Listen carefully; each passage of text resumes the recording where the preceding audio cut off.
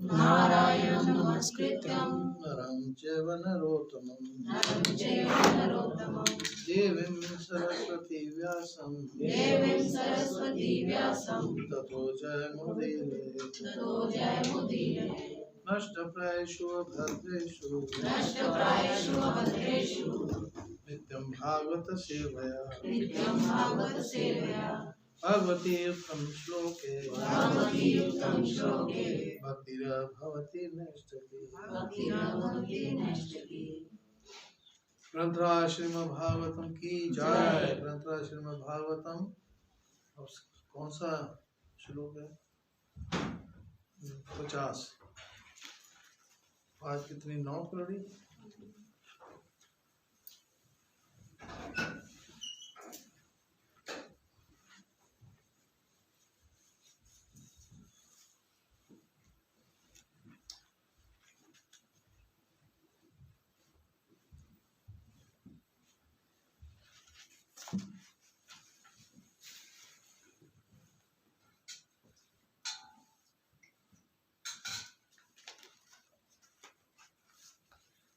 शिल प्रभुपाद राय राम को पत्र लिख रहे हैं 9 फरवरी 1969।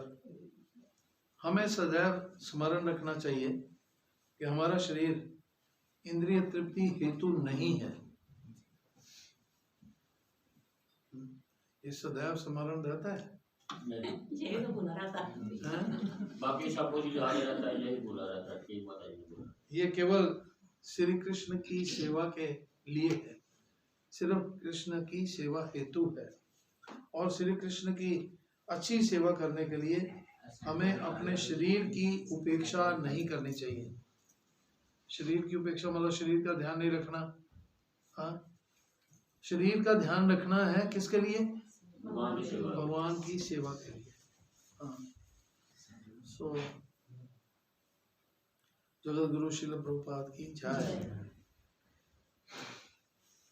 तत् अहं तं नमः स्तुति कर्म पूजा कर्म स्मृति चरणयो श्रवणं कथायां ससेवया संसेवया त्वयि विनेति षड्अंग्या किमा भक्तिं जना परमहंस गतो लभेत। अनुवाद और तात्पर्य श्रील प्रभुपाद द्वारा। श्रील प्रभुपाद की जय। अतः हे श्रेष्ठतम श्रेष्ठों से भी ज्यादा श्रेष्ठ, हे श्रेष्ठतम पूज्य भगवान, मैं आपको सादर नमस्कार करता हूँ, क्योंकि षट अंग भक्ति, षट अंग भक्ति, षट मतलब 6 अंगों वाली भक्ति, अर्थात प्रार्थना करना,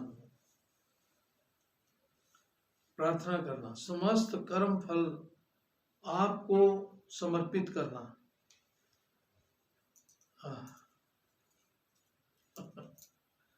समस्त कर्म फल आपको समर्पित करना, पूजा करना, आपके निमित्त कर्म करना, आपके चरण कमलों को सदैव स्मरण करना, आपके यश का श्रवण करना। ऐसी भक्ति किए बिना परम हंस पद को प्राप्त होने वाला लाभ भला कौन प्राप्त कर सकता है? पहले तो प्रार्थना करना, फिर समस्त कर्म फलों को समर्पित करना, आपको समर्पित करना, पूजा करना, आपके निमित्त कर्म करना, आपके चरणों को सदैव स्मरण करना, आपके यश का श्रवण करना। ऐसी भक्ति के बिना परम हंस पद को कौन प्राप्त कर सकता है? वेदों का आदेश है, नायम आत्मा प्रवचने न लभ्यो न मेधया न बहुधा श्रुतेना। पूर्ण पुरुषोत्तम भगवान को केवल वेदाध्ययन और स्तुतियों द्वारा नहीं समझा जा सकता। वेदों का अध्ययन कर लो जितना मर्जी, स्तुतियां कर लो जितनी मर्जी। स्तुतियां करनी तो बहुत आसान है, लेकिन जब तक समर्पण नहीं है, समर्पण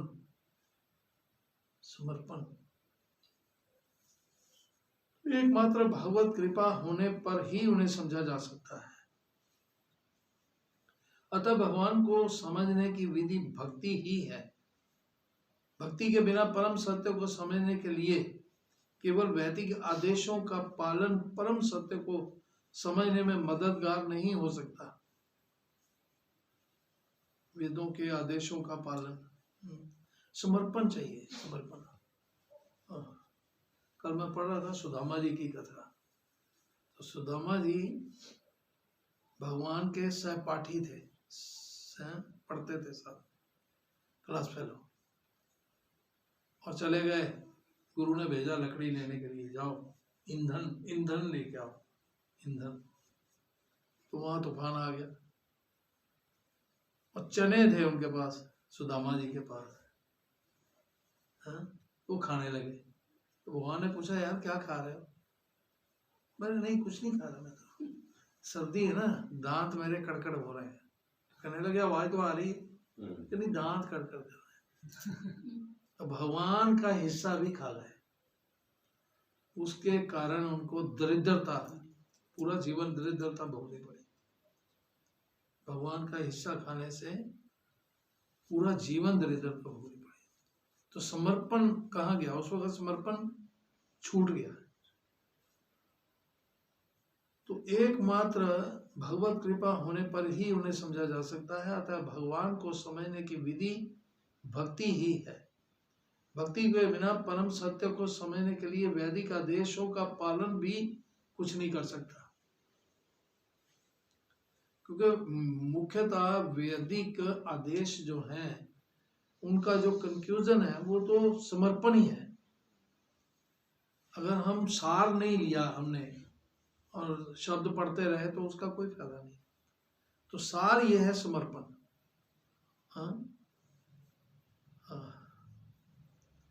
तो भक्ति की विधि उन परमहंसों द्वारा समझी जा सकती है जिसने हर वस्तु का सार ग्रहण कर लिया हो। परमहंस का मतलब है हर वस्तु का सार ग्रहण करना। सार क्या है? सार क्या है? कृष्ण भावना भावित होना। तो कृष्ण भावना अमृत का मतलब क्या है? पूर्ण समर्पण। जैसे दंडवत प्रणाम नहीं करते, तो दंडवत प्रणाम का मतलब क्या है? पूर्ण समर्पण। हम डंडे की तरह भगवान के सामने गिर जाते हैं, तब इसलिए दंडवत कहा जाता है। दंड की तरह, दंडवत, डंडे की तरह भगवान के चरणों में गिर गए, तो फिर उसका मतलब ये है समर्पण। दंडवत का मतलब है समर्पण।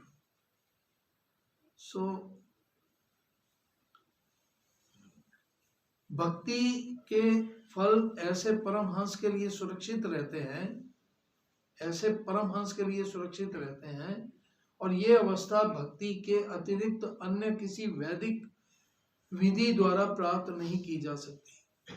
ज्ञान तथा योग, और वैदिक विधियां जितनी मर्जी अपना लो। अब वैदिक भक्ति का मतलब होता है गुरु के आदेशों का पालन करना। वैदिक भक्ति का एक ही मतलब है, गुरु के आदेशों का पालन करना। तो गुरु के आदेशों का पालन करने का अर्थ ये है कि समर्पण, वही समर्पण ही आएगा। और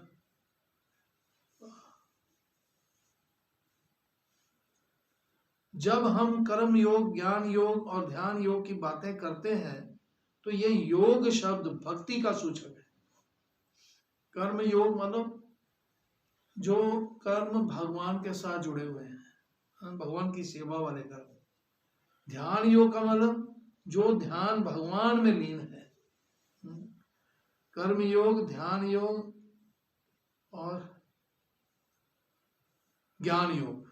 तो ज्ञान भी वही ज्ञान, पूर्ण ज्ञान है जो भगवान की सेवा में सेवा सिखाता है, जो भगवान के प्रति समर्पण सिखाता है। तो भक्ति योग या बुद्धि योग, जब बुद्धि तथा पूर्ण ज्ञान से संपन्न किया जाता है बुद्धि योग, जब बुद्धि और पूर्ण ज्ञान से संपन्न किया जाता है तो भगवत धाम वापस जाने की एकमात्र वही सफल विधि होती है। एकमात्र भगवत धाम जाना मतलब भगवत धाम जाएगा कैसे, क्या जाएगा, जब इस भौतिक संसार से पूरी तरह से निर्लेप हो जाएगा। लेश मात्र भी भौतिक संसार का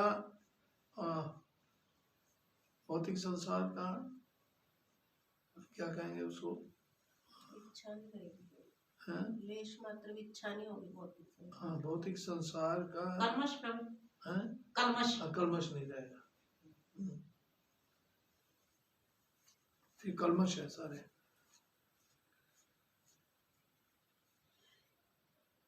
तो यदि कोई संसार की पीड़ाओं से मुक्त होना चाहता है, पीड़ाओं से मुक्त, हम पीड़ाएं जितनी भी पीड़ाएं हैं ना इस संसार की, हम खुद सहेड़ के बैठे हुए हैं, खुद पकड़ के बैठे हुए हैं, पीड़ाओं को पकड़ के बैठे हुए हैं। हाँ, वो क्या है, वो है मोह, अज्ञान जनित मोह, अज्ञान द्वारा पैदा हुआ मोह। तो इस लक्ष्य की शीघ्र प्राप्ति के लिए मनुष्य को क्या करना चाहिए, भक्ति ग्रहण करनी चाहिए। तो भक्ति क्या चीज है, भक्ति तो हम सारे भक्ति भक्ति भक्ति भक्ति शब्द तो बोलते हैं, भक्ति का मतलब ही है समर्पण। समर्पण भी कैसे, पूर्ण समर्पण। सारी जितनी धारणाएं हैं समस्त धारणाओं को त्याग करके केवल मात्र सरेंडर, पूरी तरह से सरेंडर। तो श्री नारद जी कहते हैं, महान ऋषि नारद ने इस प्रकार कहा कि इस प्रकार अपने भक्त प्रहलाद महाराज द्वारा दिव्य पद से प्रार्थना किए जाने पर, दिव्य पद मतलब पूर्ण भक्तिमय पद, दिव्य पद, हाँ, दिव्य पद मतलब अलौकिक पद, इस संसार का लेश मात्र भी उसमें धारणा नहीं है। तो ऐसी दिव्य पद से प्रार्थना किए जाने पर भगवान नरसिंहदेव शांत हो गए। बहुत क्रोध था ना भगवान को, हिरण्यकश्यप के ऊपर इतना क्रोध था कि क्रोध शांति नहीं हो रहा था।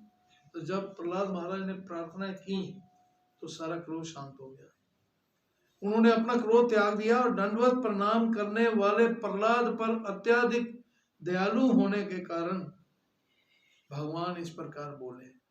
देखो सारा क्रोध भगवान का शांत हो गया। क्यों क्रोध था, क्रोध क्यों आया था, क्योंकि हिरण्यकश्यप ने भगवान के शुद्ध भक्त के चरणों में बहुत अपराध किए थे, एक नहीं बहुत अपराध किए, कई बार उसको सताया था। ऐसे ही वसुदेव जी को कंस ने बहुत सताया था, देवकी को बहुत सताया था, सेम ऐसे ही। तो यहाँ पर निर्गुण शब्द महत्वपूर्ण है। मायावादी दार्शनिक परम सत्य को निर्गुण या निराकार मानते हैं। निर्गुण शब्द भौतिक गुणों से विहीन होने का सूचक है। हाँ, निर्गुण का मतलब ये है भगवान निर्गुण है। निर्गुण का मतलब कि उनमें भौतिक गुण नहीं है, आध्यात्मिक गुण है सारे। और दिव्य गुणों से पूर्ण होने के कारण भगवान ने अपना क्रोध त्याग दिया और प्रहलाद से बोले। अब भगवान बोले, भगवान श्री भगवान वाच, भगवान बोल रहे हैं। तो पूर्ण पुरुषोत्तम भगवान ने कहा, हे सौम्य प्रहलाद, हे विनम्र प्रहलाद, हे असुरों उत्तम, हे असुरों में उत्तम, असुरों में उत्तम। असुर घर में पैदा हुए थे ना, तो हम सब लोग असुर ही हैं। हम लोग कोई भक्त नहीं है, वास्तव में असुर है। वो असुरोत्तम तो प्रहलाद महाराज थे जो शुद्ध भक्त थे। हम तो पूंछ का एक बाल भी नहीं है शुद्ध भक्त। हाँ? क्यों क्यों नहीं है? क्यों नहीं है? इसलिए नहीं है क्योंकि हमारे हृदय में अज्ञान जनित मोह की गुंजल पड़े हुए हैं और उनको हम छुड़ा नहीं पा रहे। अपने आप को भक्त मानते हैं, भक्त समझते हैं, लेकिन भक्ति का नहीं पता, भक्ति क्या होती है ये नहीं जानते। तो भगवान कहने लगे कि हे असुरोत्तम, तुम्हारा कल्याण हो, मैं तुमसे अति प्रसन्न हूं। क्योंकि समर्पण से प्रसन्न होते हैं ना भगवान, समर्पण नहीं है तो प्रसन्न कैसे? तो मैं हर जीव की इच्छा पूर्ण करना मेरी लीला है। मैं हर जीव की इच्छा पूर्ण करना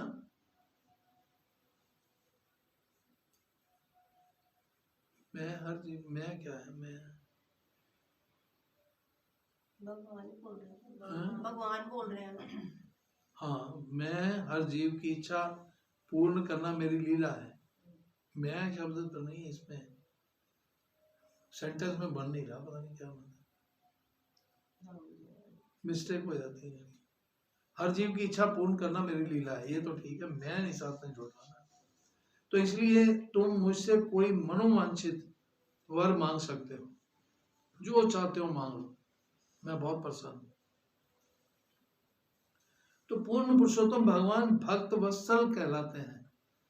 भक्त वत्स, वत्स मतलब बछड़ा, वत्स मतलब पुत्र। तो भगवान पुत्र की तरह प्रेम करते हैं, वत्सल। कैसे, कितना स्नेह करते हैं भगवान,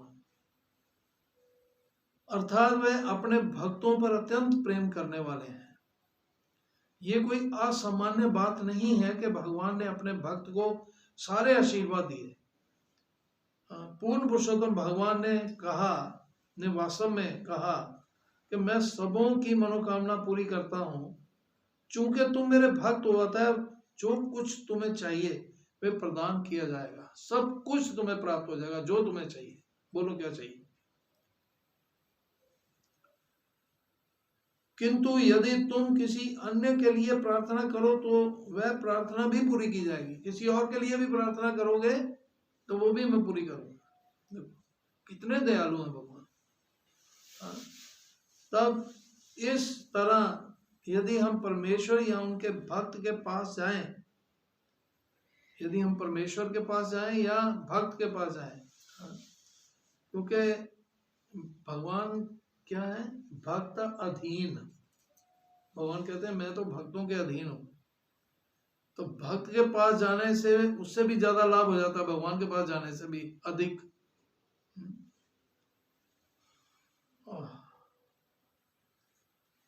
या कोई भक्त हमें आशीष दे तो ये स्वाभाविक है कि हमें स्वतः परमेश्वर के सारे आशीष प्राप्त हो जाएंगे। एक भक्त के आशीष देने से भगवान वो सारे आशीष पूरे कर देंगे।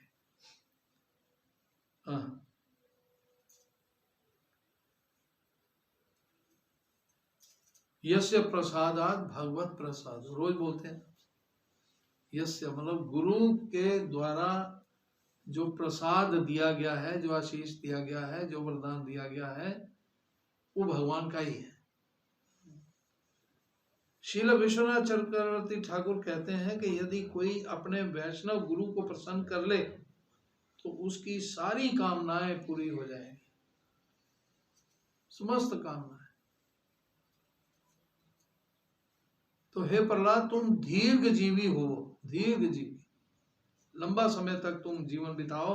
मुझे प्रसन्न किए बिना कोई ना तो मुझे जान सकता है ना मेरे महत्व को समझ सकता है।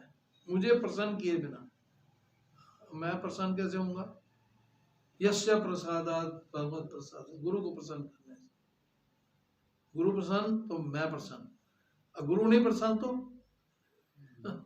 न गति को तो भी, फिर कोई गति नहीं, न गति को तो भी। मनोधर्मी करने से गुरु को कष्ट होता है। इसीलिए मनोधर्मी को भगवान ने 11वें अध्याय के 55वें श्लोक में कलमश कहा है। मनोधर्मी कलमश है। गीता के 11वें अध्याय के 55वें श्लोक में भगवान इसको मनोधर्मी को कलमश कहते हैं।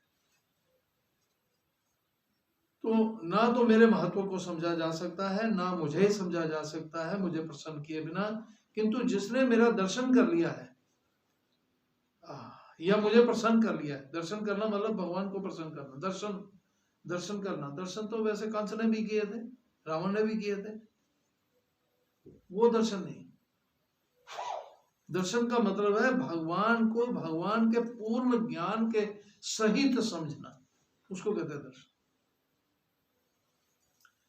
तो या मुझे प्रसन्न कर लिया है, उसे अपनी तुष्टि के लिए पछताना नहीं पड़ता। क्योंकि जो भक्त होता है पूर्ण रूप से तुष्ट हो जाता है, पूर्ण तुष्टि प्राप्त होती है उसको। भक्त हमेशा तुष्ट रहता है। क्यों? क्योंकि वो हर समय भगवान के संग है, भगवान की उंगली पकड़ी हुई है। एक बालक के जैसे भगवान, बच्चे कल बता रहे थे ना, एक आप सुना रहे थे ना केशव प्रभु को, बच्चा रोता है, चप्पल लेने में पड़ा होता है तो रोता है, तो फिर माँ उसको उठा लेती है, फिर वो चुप कर जाता है। तो ऐसे ही बच्चा जब चलता है तो पिता की उंगली पकड़ के या माता की उंगली पकड़ के फिर वो इतना इतना नशे में होता है उस आनंद के, माता पिता के संरक्षण के आनंद में, कि मेरे माता पिता हैं, मुझे चिंता नहीं है किसी भी बात की, मुझे कोई कुछ नहीं कह सकता। तो संरक्षण में इतना संरक्षण फील करता है। तो ऐसे ही भक्त को पूर्ण तुष्टि होती है, क्योंकि वो भगवान के हर समय भगवान के संरक्षण में होता है। हरे कृष्णा कृष्णा कृष्णा हरे हरे, हरे राम राम राम हरे तो हरे। पूर्ण पुरुषोत्तम भगवान को प्रसन्न किए बिना कोई किसी तरह से भी सुखी नहीं रह सकता। किंतु जिसने परम भगवान को प्रसन्न करना सीख लिया, ये सीखने की चीज है। जिसने परम भगवान को प्रसन्न करना सीख लिया, उसे अपनी भौतिक दशा पर और अधिक पछताना नहीं पड़ता। वास्तव में भौतिक दशा कोई चीज ही नहीं है। अगर हम भक्ति में आ गए, भक्ति कर रहे हैं, तो फिर हम आध्यात्मिक हैं, भौतिक तो है ही नहीं। और फिर भी भौतिकता के लिए अगर हम भौतिकता के लिए मोह रखें या भौतिकता के लिए पछताएं, तो फिर भगवान बेचारे क्या कर सकते हैं? फिर भगवान भी कुछ नहीं कर सकते। हरे कृष्ण। जगत गुरु श्रील प्रभुपाद की जय।